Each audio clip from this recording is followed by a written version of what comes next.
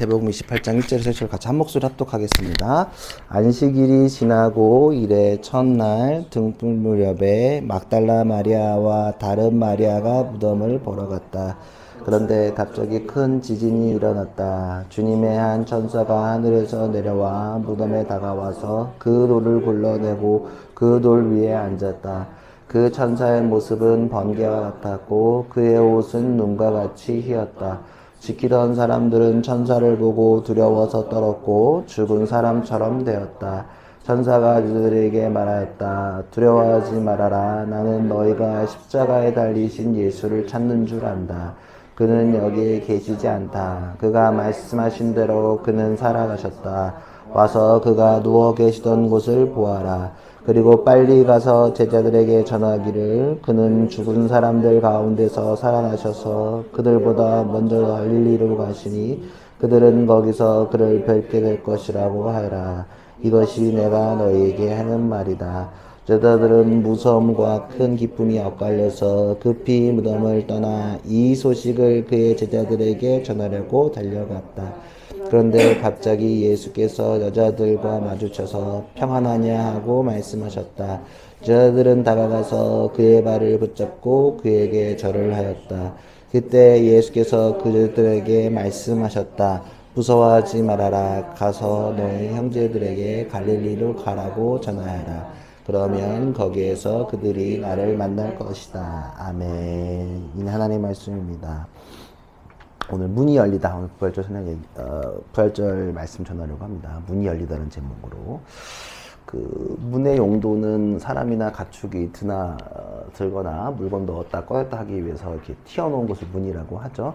오늘도 우리는 다 침대에서 일어나 방문을 열고 또 현관문을 열고 엘리베이터 문을 지나서 중앙행정을 지나고 또 문을 여닫고 또 1층 문 또 열고 교회의 문을 열고 이 자리에 모여 있습니다. 우리는 의식하지 않지만 수많은 문을 여닫고 살아가고 있습니다. 국가라는 틀 안에서 우리는 출입국 사무소의 심사를 받고 국경의 문을 열고 들어갈 수 있습니다. 국경의 문으로 들어가지 않는다면 그건 이제 침범하는 거거나 불법 체류하는 거겠죠.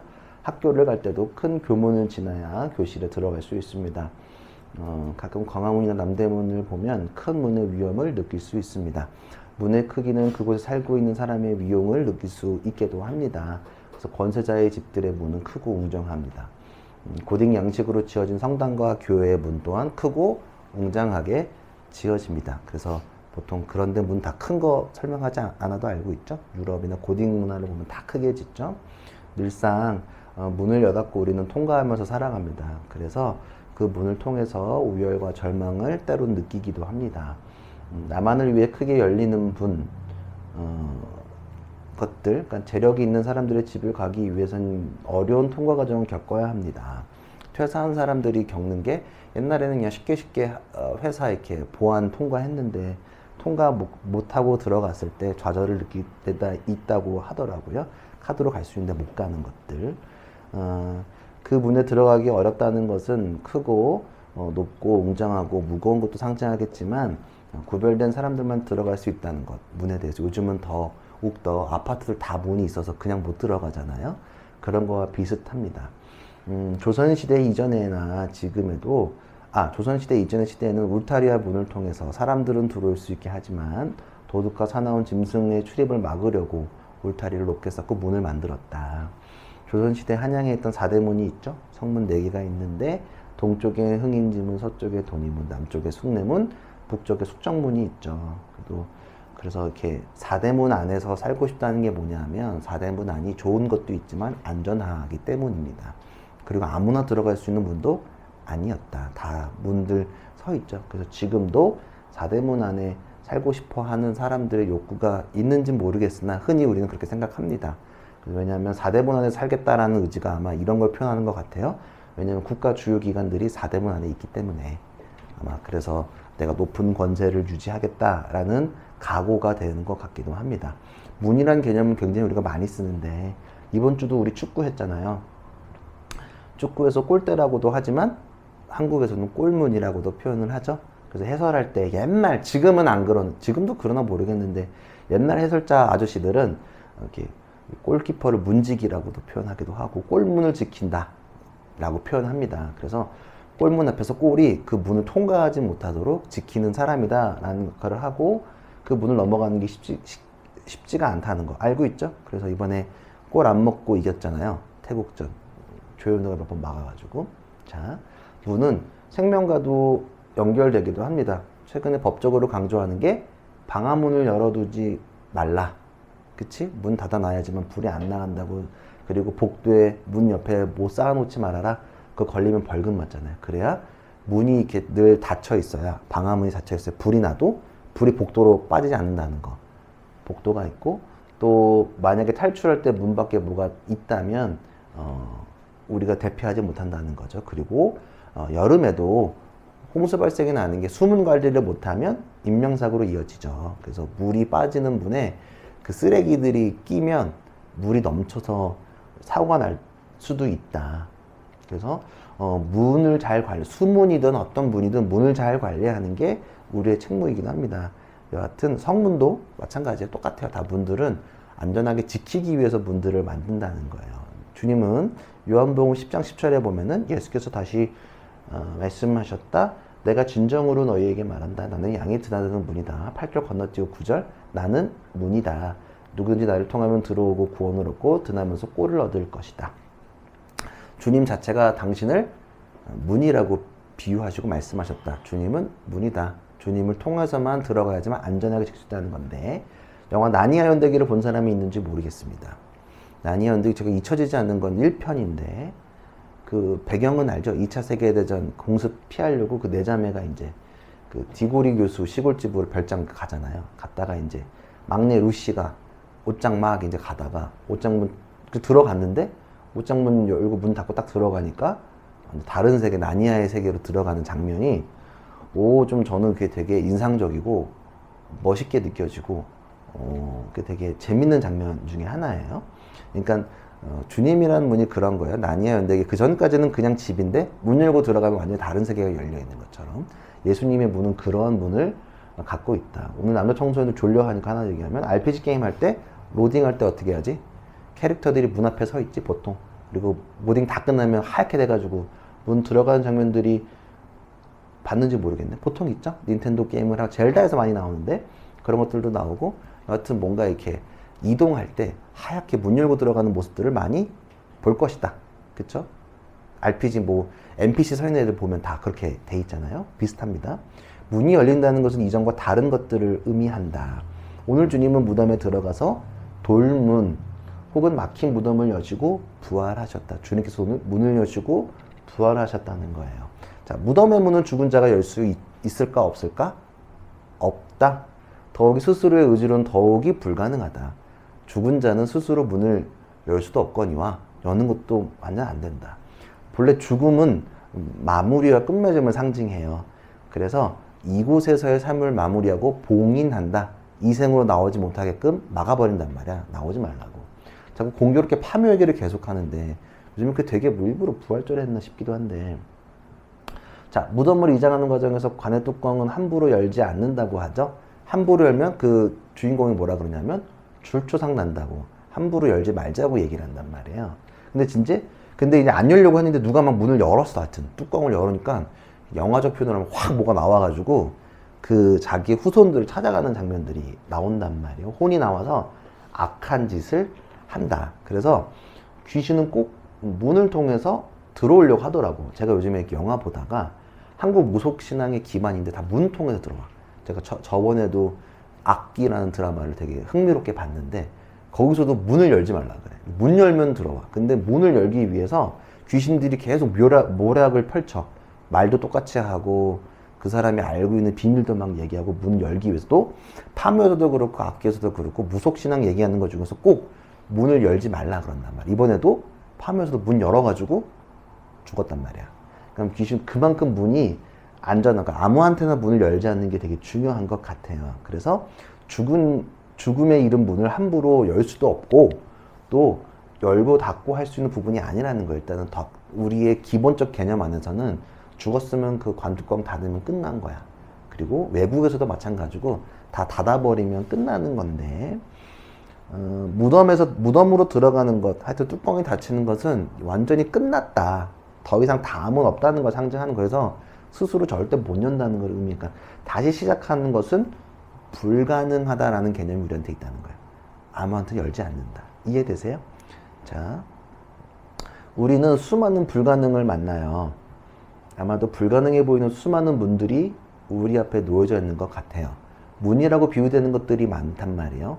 우리 공부하고 있으니까 대학문 가는 게 쉽지는 않잖아. 가도 아쉽고 또 다른 문을 찾기 위해서 다시 공부를 한다거나 또 유학을 간다거나 다른 공부를 하기도 한단 말이야. 문이 많아요. 어렵다고. 차로 가는 게 쉽지는 않아요. 연예기획사도 방송국 문을 들어가기가 쉽지 않다고 표현했단 말이야. 연예인들이 느끼는 게 그 얼굴만 보고 들어가는 거랑 그 다음에 막는 거에서 가끔씩 그 자기의 급을 느낀다고 하더라고요. 유명한 사람 가면 문 쫑쫑 열리고 들어갈 거 아니야. 근데 나 같은 사람이 방송국 문 들어가려면 죽었다 깨어도 뭐 거기서 온갖 쇼를 해도 못 들어갈 거란 말이에요. 그러니까 불가능이 그렇게 느껴져요. 그리고 때로는 그 불가능을 계속 보다 보니까 그 불가능한 마음이 우리를 무덤 속으로 밀어넣는다. 무슨 말이냐 하면 무덤을 우리는 자꾸 스스로 들어간다. 불가능을 마주쳤다고 생각하면서. 그 불가능은 뭐냐 하면 그 불가능 때문에 내가 자꾸 무덤으로 들어가는 건 뭐냐 하면 내가 무덤으로 들어간다면 스스로 공허와 죽음과 자기 연민, 자기 멸신, 자기 비하, 자기 비교, 교만함과 욕심, 하나님을 부정하는 것들 때문에 들어가고 또 그 안에는 그것만이 가득하다. 그게 불가능에 부딪히면 내가 관뚜껑 열고 내가 들어가는 것과 동일해진다. 그래서 그 무덤에 들어가면 불가능밖에 못 본다. 그리고 불가능의 그 무덤에 들어가면 놀라운 것은 스스로 들어간 무덤은 스스로 열 수도 없다. 입구는 있는데 출구는 없다. 무덤은 내가 들어가지만 스스로 나올 수는 없다는 거예요. 누군가가 열어주지 않는다면. 구원은 내가 스스로 할 수 있는 부분이 아니다. 영원한 삶은 내가 스스로 구현할 수 있는 나의 작은 의지 같은 일들이 아니라 나의 작은 암시 같은 일들이 아니에요. 내가 구원받았다, 내가 살았다, 내가 열심히 살 거다, 무언가를 할 거다 라는 자기 암시가 아니라 하나님 때문에 가능하다는 고백이 일어난다는 거죠. 우리가 자꾸 있는 것들이 있는데 신앙은 내가 어떤 성취에 있는 게 아니다. 내가 무언가를 자꾸 성취하고 뭔가 해내는 게 있는 게 아니라 하나님이 나를 이끌어 주셨음에 감사를 고백하는 거다. 그거를 깨닫고 살아가는 것이 믿음이라는 거예요. 아멘? 내가 뭔가를 자꾸 하려고 하는 게 아니야. 그러니까 나의 무덤은 솔직히 내가 들어간 거거든. 나의 죄 때문에, 내 마음 때문에 들어간 건데 그것을 열어주시는 것은 누구다? 예수님이시다. 낙담한 나를 미워하는 나를, 죄 가운데 있는 나를 열어주시는 것이다.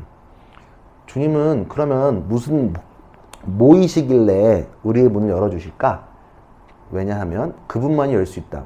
그 이유가 뭐냐면 출애굽기 3장 14절에 모세 앞에서 하나님은 자기 이렇게 소개하시는데 그건 다 아는 거니까 듣기만 하세요. 하나님이 모세에게 대답하셨다. 나는 곧 나다. 너는 이스라엘 자손이 이르기를 나라고 하는 분이 너를 그들에게 보냈다고 하여라. 스스로를 나는 곧 나다. 근데 이거보다는 개역개정이 좀 더 멋있는 것 같아. 나는 스스로 있는 자다 라고 표현하시는 거예요. 스스로 있는 자다. 그러니까 뭐 니네가 만든 것도 아니고 내가 그냥 존재 그 자체다. I am who I am. 에고의 의미 이거 다 기억나시죠? 예수님도 계속 아까도 나는 다 그렇게 얘기하시는 거예요. 주님은 스스로 있는 자시다.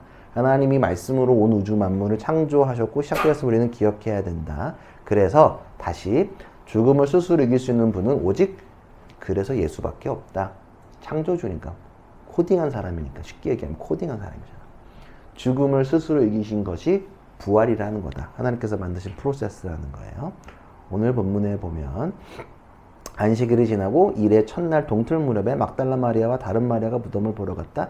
그런데 갑자기 큰 지진이 일어났다. 주님의 한 천사가 하늘에서 내려 무덤에 다가서 그 돌을 굴러내고 그 돌 위에 앉았다.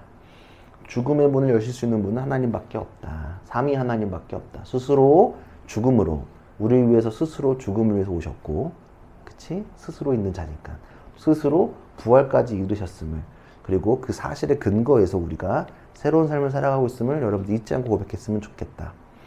부활 그 자체가 우리에게 드라마틱한 감정이 아닐 수도 있다는 거예요. 그것도 이해돼요. 나도 마찬가지야. 왜냐하면 우리는 진짜 생물학적 죽음을 경험해보지 못했기 때문에. 물론 정말로 죽었다가 살아난 간증들이 있어서 그거를 내가 완전 부정한 게 일단 우리 공동체에서는 생물학적으로 진짜 아파가지고 죽음을 경험한 사람이 없기 때문에. 근데 그런 생물학적 죽음 말고 다른 부활들이 있는데 주님 때문에 장애인들이 사람들도 부활했다. 똑같이 장애는 있지만 존재 가치가 바뀐 새로운 사람으로의 부활. 그리고 흑인과 아시안들, 옐로우 피플도 블랙 피플도 완전히 멸시받고 할 때 주님 모르니 우리가 새로운 삶과 백인과 다르지 않음을 주님께서 이미 고백하셨다. 예수께서도 유대인과 이방인들을 구분하지 않으셨다는 거 확인한 삶을 살 수 있고요. 그리고 여자는 남자를 도우는 수동적인 존재가 아니라는 것도 주님을 통해서 확인되었다. 예수님은 여자를 다 초대하시고 여자를 세워주셨다는 사실을 우리는 알고 있다.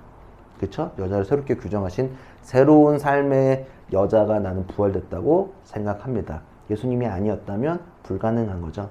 왜 여성을 새롭게 부활됐다? 여성 교육이 시작된 거는 선교사님들 때문에 시작된 거. 우리나라 최초는 사실은 이화가 상징적이잖아. 그거는 너무 팩트잖아. 새로운 부활이라고 저는 생각해요. 물론 지금도 비판받아 마땅한 한국형 싸구려 페미니즘을 얘기하는 건 아닙니다. 그건 없어져야 되는 거고, 주님이 여성 신장과 더불어 성평등의 시대가 난 주님의 부활로 이뤘다고 저는 생각하고요. 그리고 스스로 루저라고 생각하는 사람들에게 루저가 아니라고 그 주님이 부활로 말씀하시는 거고, 우리는 쓰레기가 아니라고, 보물이라고 주님의 부활로 다 검증하시는 거다. 그래서 남녀노소 부자와 가난한 자를 구분하지 않으시고 죽으셨다. 그래서 그 피 때문에 우리가 살아간다는 사실을 여러분 다시 한 번 더 기억했으면 좋겠습니다. 그것으로 우리가 스스로 억압됐던 무덤, 내가 자꾸 나를 무덤에 가두거든. 근데 하나님은 그냥 두지 않으시고 그 간의 문을 여신다. 그렇기 때문에 부활하신 거다. 문이 열렸다. 문이 열렸다. 우리의 삶에 문이 열렸다는 건 그런 것들을 의미한다는 거예요. 근데 우리가 너무 익숙해지고 이 기쁨에 감사를 고백하지 못한다. 왜냐하면 우리의 신앙과 지금 한국 땅에 있는 종교가 도덕화되고 관념화되었기 때문에 부활이 마치 판타지로 익혀지는 것들이 너무너무도 많다. 이스라엘 판타지가 아니거든. 유대인 판타지가 아니라는 거예요. 자, 부활은 단순히 우리가 난 믿어. 나는 내가 죽어서 불태워지고 뼈가루가 돼서 나무 밑에 묻혔어도 다시 내가 육체가 살아나고 주님과 만날 걸 전혀 의심하지 않아. 그리고 모두가 마찬가지예요. 근데 그의 부활도 있지만 영적으로 우리의 삶적으로 봤을 때 각각 다 부활했다. 예수님을 아버지라고 부른 순간 일단 1차 부활을 했다. 그리고 내 삶에 나의 존재를 새롭게 보는 것도 부활과 같은 거예요. 나를 무덤 속에서 넣었던 걸 내가 주님께서 문을 반뚜껑 여시고 솔직히 파묘하신 거거든. 거기 있을 때가 아니라는 거예요. 아주 간단하게 얘기하면 쉽게 설명한 건데 자꾸 파묘가 얘기해서 한번 해주는 거야 이건. 근데 정말로 같은 거야. 그 무덤에 있는 거를 여셨다. 그게 주님의 부활로 완성된 사실을 기억했으면 좋겠다. 자, 우리가 닫은 우리의 무덤의 문을 주님께서 여셨다. 그리고 문이 열리면 어디로 연결된다? 길로 연결되어진다. 요한복음 14장 6절 예수께서 그에게 말씀하셨다. 나는 길이요 진리요 생명이니 나를 거치지 않고서는 아무도 아버지께로 갈 사람이 없다. 문이 열리면 길로 연결된다. 그리고 문은 계속 성경에서는 내가 여는 게 아니다. 하나님이 여신다. 요한계시록 3장 20절 유명한 건데 보아라. 내가 문 밖에 서서 문을 두드리고 있다. 누구든지 내 음성을 듣고 문을 열면 나는 그에게로 들어가서 그와 함께 먹고 그는 나와 함께 먹을 것이다. 문을 열어주시는 것, 그것이 우리의 부활이 돼야 된다. 문 열린 것들을 기억했으면 좋겠습니다. 부활은 새 창조적 사건이다. 아기가 태어날 때 종종 우리는 이렇게 표현하는데 태에 문이 열려서 아기가 나왔다. 아기도 뱃속에 문이 열려야 이 땅 가운데 온다니까. 일단 1차적으로 우리 모두가 문 열고 이 땅에 왔다.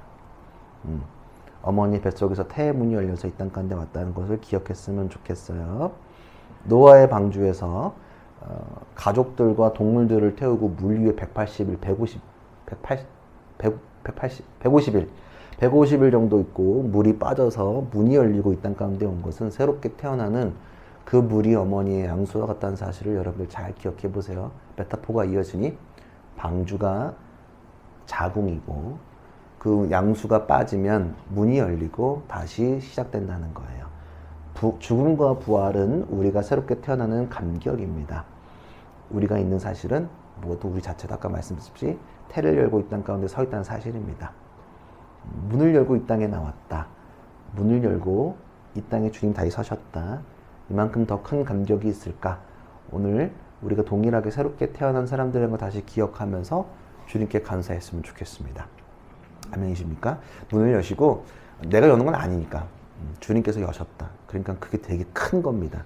주님께서만 스스로 무덤 문을 여시는 건 온 우주 만물 중에서 무덤 문을 여시는 건 주님밖에 없으시다. 그리고 그 무덤 문은 당신만이 여시는 게 아니라 그 부활 사건으로 해서 우리의 모든 영역에서 우리의 닫힌 문을 열어주신다. 더 확장적으로 얘기하면 내가 아까 감정적인 나를 미워하는 것들, 내가 무덤 속에 있는 감정들을 다 문을 여시고 또 서로 간에 닫혀있는 담의 문을 여셔서 통행하게 하신다는 사실도 잘 기억했으면 좋겠다는 거예요. 그래서 부활의 감격으로 왔으면 좋겠다. 단순히 오늘 뭐 우리 오랜만에 나들이 하고 밥 먹고 뭐 그래도 기분 내려고 계란도 먹지만 그게 뭐 그렇게 중요한 건 아니다. 그러니까 저 계란을 보면서 그래 어머니 뱃속을 생각해 보세요. 기억 안 나게 기억 아무도 나도 안 나. 난 내가 어린 시절 있었는지도 모르게 사진 봐야 할 것 같아. 꿈속에만 있는 것 같은데 그거는 부정할 수 없잖아. 내가 꼬맹이였다는 거는 증인들이 너무 많으니까. 그치? 여러분들 내가 큰 것만 보니까 꼬맹이도 사실은 우리 누나가 알고 엄마가 알 거 아니야. 그 사진 다 있고 보니까 여러분들 그런 과정을 통해서 이 땅 가운데 왔다. 육적인 건 그렇지만 영적인 눈으로만 보십시오. 그러면 하나님께서 부활의 기쁨을 누렸으면 좋겠다. 각각의 삶에서 학교에서 직장에서 뭐 연습할 때나 공부할 때나 물론 공부가 늘 루틴화돼서 힘들긴 하겠지만 내가 지금 물속에 있다고 생각하면 되거든. 양수 속에서 준비하고 있다. 수능과 또 그 나중 위해서 조금 힘들긴 한데 잘 커야지만 어머니 뱃속에서는 300일이라면서요. 맞죠? 300일 동안 있어야 되는 거 딱 기간들이 있거든. 또 노아의 방주도 150일. 또 요나도 물고기 뱃속에서 다 성경의 메타포가 죽음은 다 어머니의 자궁에 그렇게 다 연결되는데 그런 것들을 잘 기억하면서 다 태어나신 거예요. 새롭게. 늘 새롭게 태어나는 거다. 그 사실을 잊지 않고 진짜로 죽을 필요는 없어. 그래서 한 번만 딱 죽으면 되고요. 그 영적으로 부활하실 거고 삶 속에서 그 부활을 누리며 나아갔으면 좋겠습니다. 우리 함께 기도하시겠습니다.